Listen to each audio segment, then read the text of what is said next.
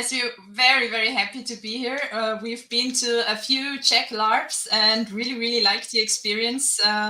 We think that Austrian and Czech LARP, there are, I think, a few similarities, but also some differences. And we will tell you a bit about some experiences we made and lessons learned with empowering females in Austrian LARPs. Good. Can we start with the slides? Oops.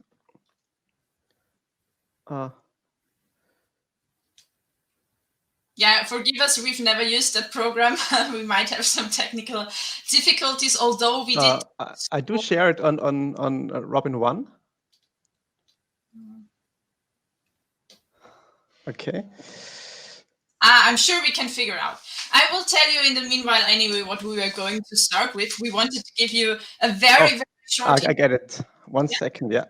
Okay, I will go on anyway. So what we wanted to do is we wanted to briefly also introduce to you the Austrian LARP scene, and that is actually a quite difficult thing because it is very, very diverse.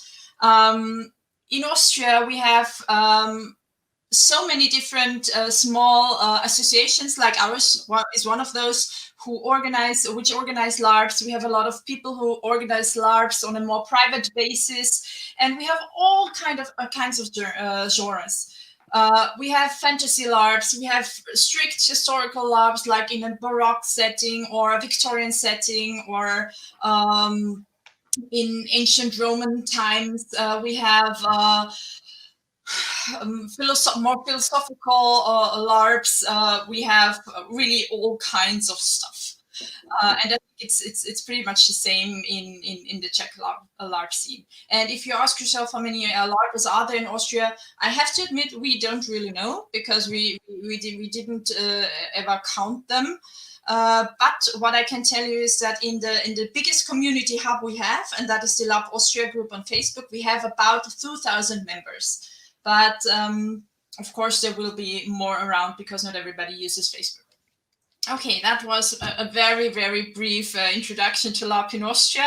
If you have questions, I'm happy, or Robin, sure too. We are happy to answer them at a later point in time. And I give the word to Robin to introduce our institution a bit more to you. Yeah, so who are we? We're calling ourselves 1,000 Atmosphären, which is probably pretty similar in Czech, I would suppose, 1,000 atmospheres, just to show how broad we want our approaches to be, because we actually, we make LARPs, but we can't be defined by a certain, I would say, genre or setting, from high fantasy to historical or post-apocalyptic settings. We like to do it all. The only thing that maybe characterizes us at 1,000 atmospheres is that we would like to try out new things all the time. Giving back to Olivia. Yes, coming to trying out new things. So some years ago, actually a while ago now, we decided that we wanted to pay more attention to female LARPers. And we wanted to, I don't know, find ways to empower them in LARP and to give them more time in the limelight. And one of the first LARPs where we tried that was The Office. The Office was a LARP which was about set in 1960s America, inspired by TV shows like The Mad Men, about an office. And all female characters were played by people who didn't identify as female. So by either by male players or people identifying as something else. And the same was true for male characters. All male characters were played by people identifying as female. And as this LARP conferences is also about the mistakes we made and the lessons we learned, I want to look a bit at what went wrong at this LARP. I think this LARP was actually a good experience for many people, but I think it was a really tough challenge for all our male players, because we actually demanded a lot from them. We asked them to dress like women, which is, I mean, of course, necessary in the way we designed the LARP, but it is also really difficult when it comes to like shaving your beard and stuff like that, and then really painting your fingernails. Why we decided to do that was because we really wanted to make them get into feeling of how your movement is restricted, for example, if you wear certain clothes. We had a workshop prior to the LARP where we worked on that, how to move, how to sit, how to talk, how to speak. And as I said, I think for many people it went well. The women in the LARP, the female players, had a lot of fun playing the LARP, but we got the feedback afterwards that a lot of the male players found it very, very tough and very challenging. So I think one thing that you can learn from that experience is that if you do something like that, you should pay extra attention to your male LARPers. And how they feel, and how you can help them get into the character and get into the feeling, and also get out of the role and maybe negative things they experience in that role. We try to make this, or we want to make this talk actually as interactive as possible. So if you want to ask questions while we are talking, please just ask them on the platform that is meant for it, and we'll try to answer them right away. Robin, can you go to the next slide? There's also something we wanted to try. Maybe if it works, we will see. We have prepared some interactive polling tool where we wanted to ask you a question. Namely, have you ever cross-dressed for a role? And you can find that poll on www.menti.com. And you need to enter the code 774485. You don't have to sign up or anything. You don't have to add your name. It's anonymous, and you can just poll. And we will see if that works and if people are participating or not. And if they are, we can share the if enough people take part, we can share the results with you. Let's see, so far we have one person participating. We give it a bit more time. The question is a bit difficult to answer because, or maybe a bit complicated. I'll explain it to you when you see it. Oh, let me give it a try. I will try to share it now. Robin, can you stop sharing and I try to share my screen? All right. We'll see if this works. I hope. Yes. Can you see what I see now? I hope so. So we have 10 people taking part. Robin, can you see me sharing the screen just to make sure? Actually, no. No? Because for me, it looks like it is sharing.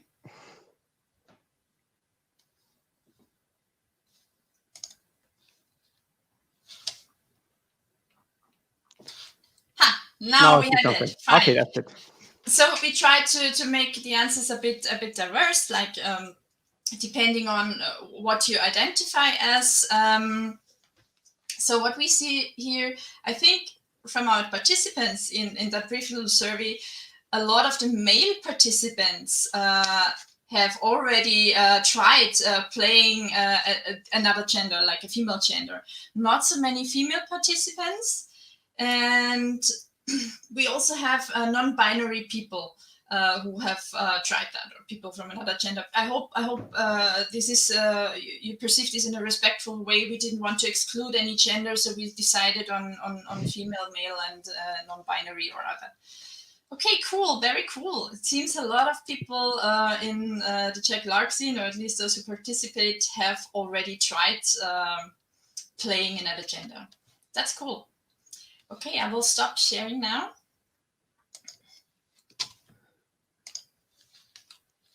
Robin, can you go on sharing? And I see I have to make pace. I'm on it. I'm a bit slower, a bit behind. Okay. We had actually a discussion question, and I would maybe skip that now, except we have already people talking about this. Then I would read it out, or would ask Robin to please read it out. we thought to talk with you about if cross-dressing can facilitate experiencing another perspective, or if it is an obstacle, because I think in our LARP it was from some people perceived as an obstacle, as it was so challenging that they had to cross-dress. Do we have comments, Robin? Or yeah, we have one question so far. Yeah. One person asked us if you did provide the costumes for the cross-gender LARP, how you approached that. Yeah, no, we did not provide the costumes, but since it wasn't many players, we tried to give out some guidelines, like telling them to stuff the hips to make a more female shape to the male participants, and we also asked our participants to bring along what they have at home to share. Like we had a session where everybody could share costume pieces and pick what they could use and help each other use makeup, like for fake beards and stuff like that. I have other questions that are more general nature, like you being asked which LARP you like the most and which was your first LARP experience. So those are more general questions. A specific question for this LARP, the office, would be what it was that the men found so challenging. Okay, I will briefly answer that, and then I will go to the next part of the presentation. So I think it's very difficult. It's difficult and a delicate topic. I think many of our Austrian LARPers still grew up in times where a female behavior might have been considered unmasculine. So like they had these experiences from their youth that, you know, somebody would call them, haha, you're a girl, or haha, you look like your hair is too long, stuff like that. Yeah. And I think those were things that came up when they were in those characters, and when they got immersed in those characters, and when they got treated like, when they got sexistly actually treated like women in the 60s were. And I think that was emotionally very challenging for a few people, or for some. And I think we should have put more emphasis afterwards in dealing with that. I mean, we did that. We had like after workshops, but I think it wasn't enough actually. And we should have spent more time with talking through that and reflecting on that. And yeah. And I could actually add a lot to that question, because I was one of the males in that LARP playing a female character. And it's a very interesting question to tackle, even with my personal experience. But maybe we can delve into that another time. Yeah. Let's go on and get to the next LARP we did. I will already start talking until the slides show up. So the next LARP we did, we made an adaptation in Austria to Mad About the Boy. Mad About the Boy is a Norwegian LARP written by Norwegian LARP designers Edlund, Lindahl, and now I have the third name, the third designer not on my mind. I'm so sorry for that, but you can look it up. It's a Norwegian, very, very famous Norwegian LARP, and it's dealing with a society where all men have died. We adapted this to an Austrian context. We set it in a dystopian, near future Austrian setting, and we also made a male version out of it. So we made two LARPs. We made one LARP with female identifying players and also non-binary players who played a female society without any men. And then we made a second LARP like a month later or 3 weeks later with male and non-binary identifying players who played an all-male society. And it was actually very interesting, the feedback or the reactions we got before this LARP could run, because in our community, actually we're talking mainly about the 1000 Atmosphäres community, not so much about the Austrian LARP community. I think there was a mix-up with the title, but never mind. In our community, we got actually some negative reactions about doing a LARP where one gender is excluded, where one player gender is excluded.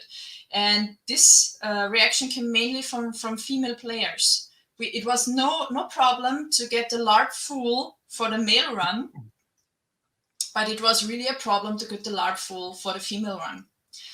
And also we had some talks with people in our community why this is happening. And we really got reactions like, yeah, I don't want to play only with women. And this was really interesting to see because we got a bit into the feeling that there is also, and you can read this up because there are scientific studies about this, there's also some kind of sexism from women against women. And I think we experienced that a bit in this with this LARP. So that was really, really difficult. And I think one lesson learned about doing this male only, female only, plus non-binary in each one LARPs is, I think if we would do it again, it would be maybe better to have both LARPs at the same weekend, maybe in a shared space, and then give people the opportunity also to interact across the gender players after the LARP, because that's what we did. After the 2 LARPs were run, we had a meeting of all the players where they could talk to each other, and we felt like that helped them a bit. I don't know, not feeling so lost. But actually, I have to say, I don't really still don't really know what was the main problem, because afterwards people told us that it was a good experience to have that single gender, gender exclusive runs. Just so you know, if you do something like that, like playing, like announcing LARPs where there is only players of a certain gender, or better say a certain gender of players is excluded in one run, and in the other one the other gender is excluded, you might get some negative reactions. Yeah, we also want to ask a question here. I think, Robin, can you go to the next slide? We also wanted to ask you, again, with the Mentimeter, it's the same code.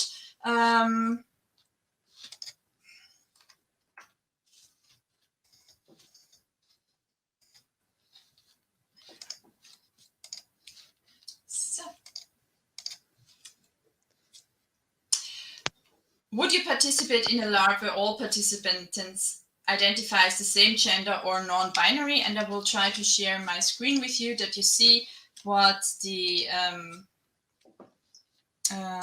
results are.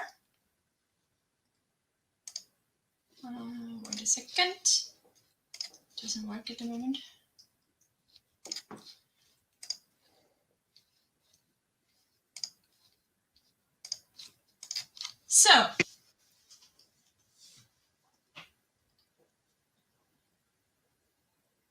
So the question we asked, I hope you can see it now, is also in your community that you're playing. Would you participate in a LARP where all participants identify as the same gender or non-binary? So would you play like a female run, a female and non-binary, or a male and non-binary run? And we have yes, with a lot of people who are identifying as female, and we have a yes also with a lot of people who identify as male, and yes from one person identifying as non-binary, and we have a few who wouldn't do this. And I'm very pleased to see this, because we really had difficulties with getting to run this LARP in Austria at the beginning, because people were so hesitant to sign up. It's cool to see that maybe the times have also changed. It's already 5 years ago or something like that. It's cool that to see that there would be interest in your LARP community. Okay, I think we will skip the next question, because what we wanted to talk to you about, but we did it in the end, is talking about if you had negative experiences, if there was feminist content in a LARP, either as a player or as an organizer. Robin, do we have something that we should quickly talk about, like questions or statements? Or we currently no new questions that came up. Mm-hmm. Okay, then let's go on to the next. All right. And I give the word to Robin, because Robin will tell you about the most recent of our female empowering LARPs. Well, I would take us back to the year 2018. Back then we were sitting in a car, and like Olivia had like the idea, hey, you know, it's 100 years of women's suffrage in Austria, so women's right to vote. We have like 100 years, and maybe we should do a LARP to a LARP that empowers women to celebrate this 100 years. But hey, I said, but let's do it in a lighthearted way, so we can reach a broad audience of Austrian fantasy LARPers. Because we didn't just want to make a LARP that's just for a niche clientele where people would feel put off if they hear, oh God, it's a LARP about feminism. No, count me out. So we came up with this. I remember back then there's this movie in the cinema, right? Wonder Woman, and she's an Amazon, right? She's and hugely popular back then. Everybody loved it. It was quite a hype back then. There's this mainstream pop movie with the Wonder Woman from this mythical Amazonian tribe. And I know that some will say that this character of the Wonder Woman is not actually the ideal representation of modern feminism, and I would probably agree, but I don't care in this regard, because she made the topic popular. She made these issues popular, and I felt like we could use it, this source material, to put it to good use, because we wanted to make a mainstream accessible LARP. Where we came up with this, and yeah, this was our first flyer that we distributed. I will read out like a text we shared a text that's set in ancient Homer's world of myth and legend, and the Amazons, they are members of an elite warrior society. They would, during the LARP, they would take the roles of 3 unique Amazonian tribes, so 3 distinct tribes, and then determine the new queen of all the Amazons, the so-called Amazóna Mégista. That would be the Amazonian queen. And they did do this by staging a series of tournament games, highly ritualized tournament games. So it's a very, in a way, a very standard fantasy plot, but with a twist. And the male characters, they are present in the LARPs, and they're not excluded, but they are present in various subordinate rules, like from slaves to servants to consorts, but they are excluded from direct participation in political decision making and forbidden to carry arms. That was like a rule that we set in the beginning of the LARP. Like, that's how it's going to be. And most men, from the esteemed companion to the lowly slave, they were assigned to a specific Amazon household and put under the protection, but also under the responsibility of the household's senior Amazon. And those men, without allegiance to any Amazon family, they were legally without rights, and they were wise to quickly find themselves a proper Amazon in this society. And in the beginning, everybody loved it. It was quite a hype back then. Female LARPers, male LARPers, they were hyped.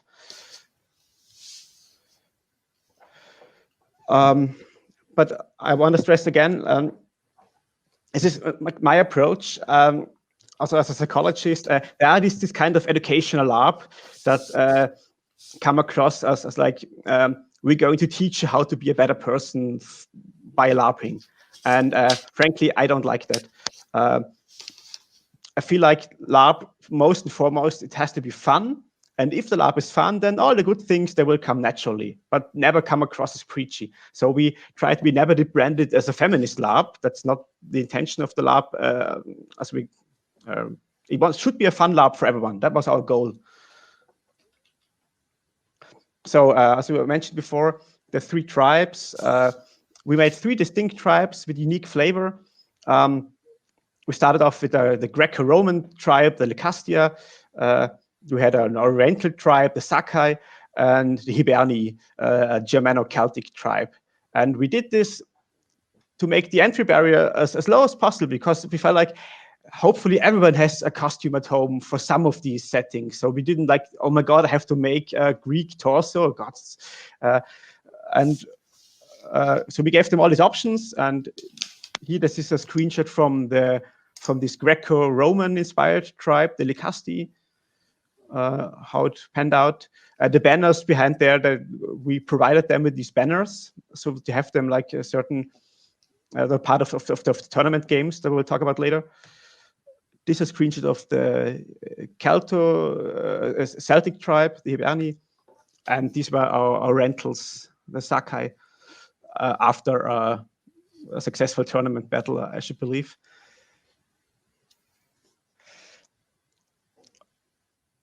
We went with a collaborative design process, and this is where it gets exciting for this talk, I should say. If we talk about failing. Yeah, the participants had to flesh out their tribes by themselves.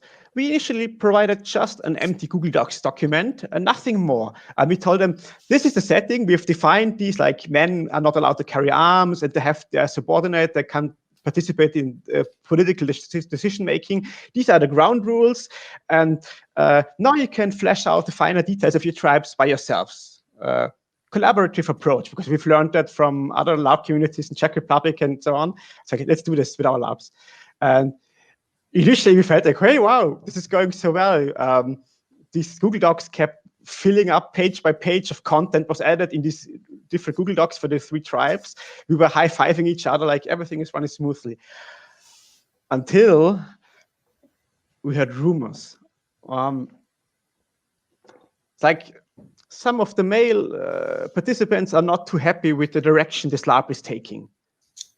And with an uneasy feeling, I opened up the Google Docs. I checked out the Google Docs and looked at the authors of the participants who added all this content. And well, I were almost exclusively females contributing to these Google Docs that reflect other tribes. The male players had barely participated up to this point in creating their own tribe. And I thought about this, and then I had the realization that what's probably happened, the male players, they expected to be in a passive role in the LARP. They will know what would be expected for them to be subordinate, to be servants. And this expectation of this marginalization experience that we're expecting, it's spilled over to the preparation phase. And so they behave during this preparation phase just as passive as they should do in the game itself, in the LARP itself. This was a problem, of course, because they felt excluded. They made themselves feel excluded from defining how their tribe was going to look. We tried to work against it as soon as we noticed what was happening, like organized group calls with all the male players from the tribes, like let's sit together, hey, and guys, let's talk about how do you want this tribe to look like? What do you expect from the Amazon players, from the female players? What do you want them to do for you in order to have a fun LARP? We tried this, and then things changed, but a few people still, they quit. For a few of them, it was too late by them. They already felt like damage had been done, and this is not the LARP that I signed up for initially, and expected it to be something else, and it's too late to change now. I think some other players also felt like this is their LARP now. This is like the one LARP for the females. Now they are the hero of the story, and we better not intervene. This is rather difficult for us to handle. And so this is my one important learning for myself, and maybe I can give it to you. Make use of informal channels to pick up on rumors as early as possible. And then get community helpers with this. Because when I thought about what went wrong, these people, some of them were my friends, of course, but in this setting, you're not only their friend anymore. You are like the hotshot organizer, the big guy, and it's maybe difficult for them to approach you and talk to you about their concerns if you are the main organizer. And it's far more easy, far more low-key if they can talk about people who are not associated with the organizers themselves. So what we did then, we had some trustees, some people we could trust who were participating as participants, as players, not as organizers. And we asked them, hey, please keep an ear on the community. And if things come up, talk with them and relay the problems to us so we can maybe work out the misunderstandings, because a lot of the things were actually misunderstandings that we couldn't correct in time because nobody told us about these perceptions in time. So my advice and what I would do in the future, get community helpers. People who are intermediate, they're not between you as organizers and the player base. And they can do a lot of communications both ways. They can communicate your intentions to the community and relay the feedback back. All right. Yeah, here are some pictures of then the LARP as it panned out, like with the males helping out their Amazons, and here we have one with a baby. It was meant task to take care of a baby.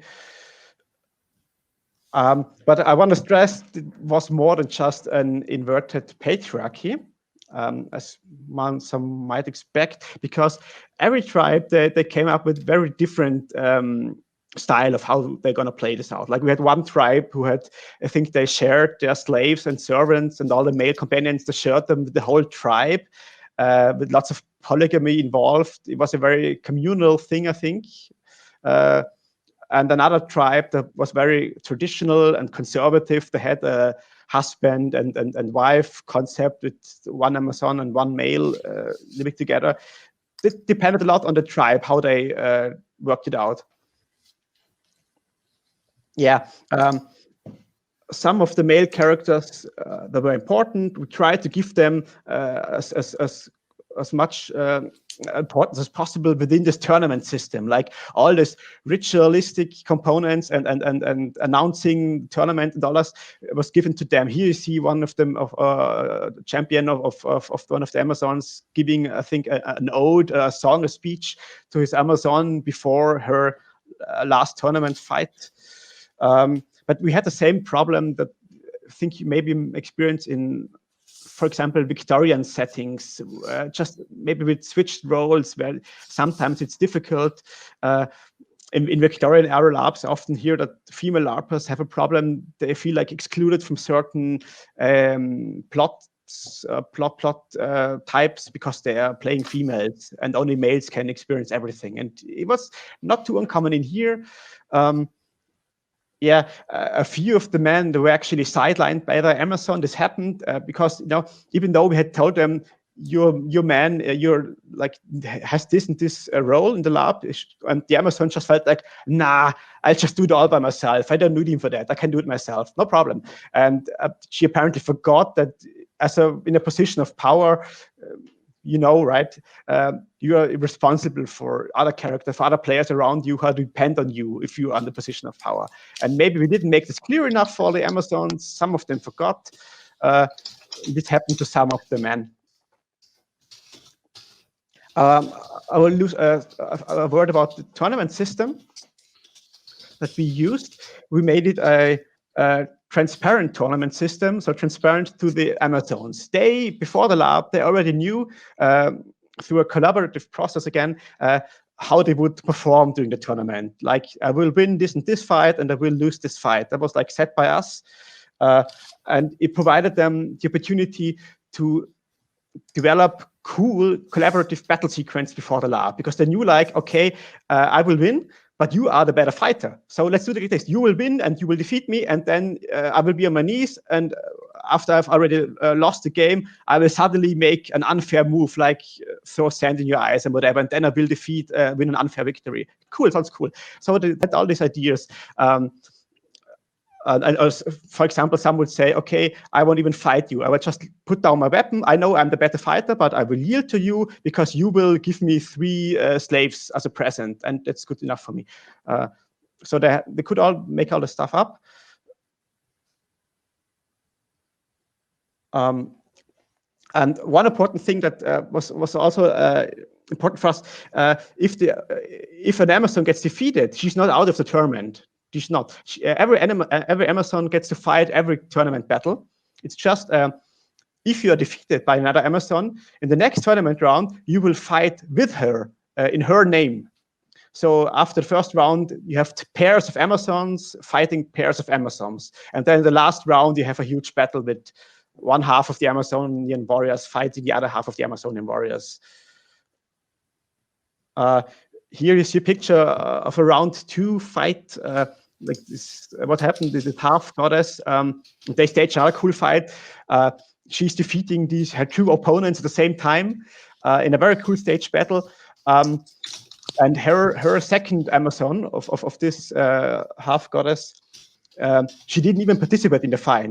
She just stood there on the sideline, and she was not a warrior Amazon. She just sang a song to her half goddess, while she single-handedly defeated the two Amazon opponents. And they could stage all this because they knew it beforehand how it would work out. And she could have her moment as the big warrior queen who will defeat every opponent single-handedly.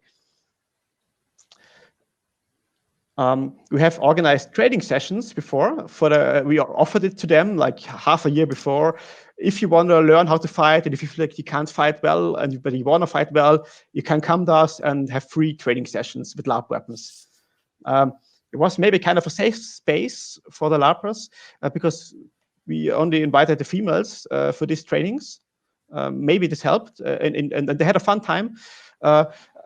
One feedback after the LARP was from a female participant that I liked very much. I actually liked all this fighting far more than I initially thought. And this was something that really meant a lot to me personally. Yeah, here's just another cool shot of badass Amazon warriors kicking each other's asses. One word about the opening scene, which is a very important part of the LARP, and I think we did very well this time. We made gender-segregated rictuals at the beginning of the LARP, which basically meant the females, they were all in their camp that they had built up around the fire, and Olivia made a very cool LARP ritual with them. I think they got naked. I can't tell because I wasn't allowed to be there as a male, but I think wild things happened there. While all the male players, all the males, they were let out by me, into the woods. And every tribe had some different to do, but they were not allowed to be there. One tribe had to sit in the tent. They were not allowed to open the tent and look outside while the wild stuff happened. And the other tribe males, they had to actually run into the wood and do some stuff in the woods there, and then wait in the cold, in the dark, until they were allowed back in. This was so important because at the beginning of the LARP, this like set the stage. You are not in power, they are in power, and everybody felt it. It was a very powerful beginning. It worked very well.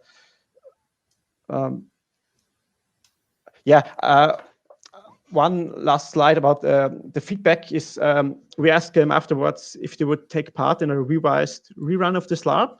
And if you see here, it looks cool. Surely yes. The majority felt like, yeah, I would play it again. But I will say right away, you always have to be very careful with this kind of feedback because those who hated your LARP the most are probably the same ones who are least likely to answer your feedback questionnaires. So I would advise us to take this with a grain of salt. And I know not everybody was happy with the LARP. Even we did some analysis, statistical analysis, with asked them if they're male or female anonymously, and we felt like, yeah, the male participants liked the LARP a little bit less than the female participants, which hurts me a lot as a male. And if I would ever do this LARP again, I would strive so hard to make this LARP one where males and females have the same amount of fun, because this was my intention originally. Olivia, if you have any questions came up already, if not, I have one question that over here, but anything goes. Yes, we have a few questions. We can go through them now, I think. Sure. Okay, we still haven't answered the first LARP experience. We'll leave that to the rest. 2004, I think. Okay, and my fantasy LARP. Yeah, my first LARP was 2000. Also a high fantasy LARP by the Austrian Larp organization Amazóna. So we have one question which is still about Adam and Eve, the two LARPs. Was there a significant difference between how the story ended up between the all male and the all female one? There was not I don't want to spoil you because maybe you get to play it. There is one thing that we in Austria at least made in transparent, which was I think transparent in the Norwegian run. And I don't want to spoil you if any designer or organizer wants to run it and also wants to make that in transparent. But there was a difference, and there was also, like in the society that people created, I think I could feel a difference between the female and the male run, and it was very, very interesting to watch. So, and then we have some questions for or about Amazóna Mégista. So, are you doing this LARP internationally? It sounds amazing. Yeah. Shall I answer? Well, we have the intention, right, to maybe do it again and revise it a bit, and yeah, I would like to do it again and make sure that the males have as much fun as the females do internationally. I feel like the biggest problem is the location right now, right? But who knows what the future will bring. Mm-hmm. Then we have another question. Do you have any experience with a historical LARP where the gender roles were just ignored for sake of playability for everyone? Were there some issues? You want to go ahead? I can't speak for all of the Austrian LARP community. I have the impression, but I might be wrong, that in Austria it's more common to stick to historical gender roles. But of course, cross-dressing is possible in most settings. Like we have those musketeer LARPs where female players can also play musketeers, but they will have to be play a character with a male gender. So I think that's the usual approach in Austria, that it's not ignored the historic gender roles, but that the players can of course play whatever they want if they cross-dress and portray a different gender than their own. Yeah, and maybe to add, if people feel like they want to break out of this traditional gender concepts, they make fantasy settings where they have more liberal approach, and just make a fantasy society that doesn't have these gender restrictions. That's usually the approach so far in Austria, right? Mm-hmm. I think so, yeah. There might be some different projects though. I'm not completely sure. Another question was, and it slipped away. Let me have a look. What was the feedback of male players after they played the passive role? Okay, I think it's a good question because the answer is insightful. I would say not everybody played a passive role, right? It's just how you define it. They had a lot of agency in their own space. Some players, they play very active roles, just in the background. They were like gossiping or they were like influencing things in the background. Maybe these topics are usually attributed to female characters in traditional LARPs, like how they can influence things. And we had players who were active. Someone was already almost staging a revolution, and others were, hiding arms in secret and stuff. They did. Others, they behaved very passively. And I can certainly tell you, yes, those males who played an active character, an active male character, had far more fun in the LARP than those males who accepted their passive role and just played passively. They had less fun in the LARP. That's, yeah. Yeah, sure. If I can add something there, I personally also wouldn't call it active or passive characters. I think the difference was to usual LARPing that things like being a part of the tournament, being the hero, the fighter in the tournament, and also playing the huge political role, those were the female roles in Amazóna Mégista. And the male roles, they also had a lot of power, but more in the background, like you have it in for example, some Victorian settings, where they have a lot of influence in the family and may find ways to pressure things through and stuff like that. It was just reversed. But as Robin called it, I mean, the players perceived it as passive and active. Okay, we have another question. How did the collaborative design process work? Did an organizer finally decide based on the input, or did consensus emerge? Well, we are lazy. Now we we gave a lot of framework. Like a website, it's still online. If you read German, you can have a look at all the stuff that we gave them as a framework. So this is set in stone, and everything that we needed for our lab we set in stone, and everything that we didn't need to make our lab work and to make a tournament work, we just left it to them. And we said we have like a veto. If something doesn't work out for us, we will veto it. But I think we never used the veto. We said, hey, maybe this idea is better. And they felt, yeah, thank you, Robin. It was never a problem. Yeah. And then we have the question, which is not on topic, but it's which lab do you like the most? And I think I would like to start with that, with my answer, Robin, and then you answer. So I don't want to talk about, I've played a lot of international larps and Austrian larps, but I'm not sure if you know all those larps. And so I will tell you about my favorite Czech larps. And I have two that are my favorite Czech larps. And number one is Sami zusammen Sudetenland, because I think it's an extremely important historical topic. And it was such an eye-opener for me. Also finding out that I myself have a Sudeten German great-grandmother, which I really only learned through this larp. And the other one is Requiem, Reichskinder, which is a very, very smart, intelligent, and artistic, beautiful design, and I really, really loved it. And also a very, very important topic, and I can say this as an Austrian, also treated very, very respectfully for people like me who live in a country where this is still an issue, in a way. Robin. Well, not much to add, actually. Yeah, I've been to 4 rolling larps, which I enjoyed immensely. Siberian Legion is epic. Requiem Reichskinder is close to home for us Austrians and a very intense experience. Sami, the first one was very cool. So every of these labs was unique, and I also like the Labette very much. Wow.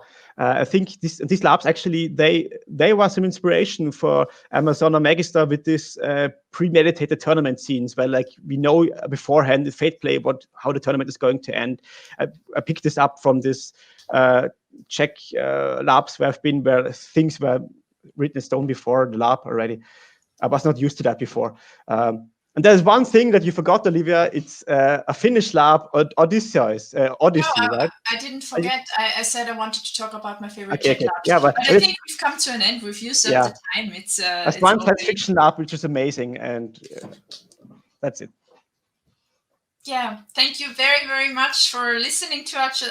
And if you want to have a look at our homepage, if you want, we sometimes try to include English-speaking players in our LARPs, and we also work on doing something international.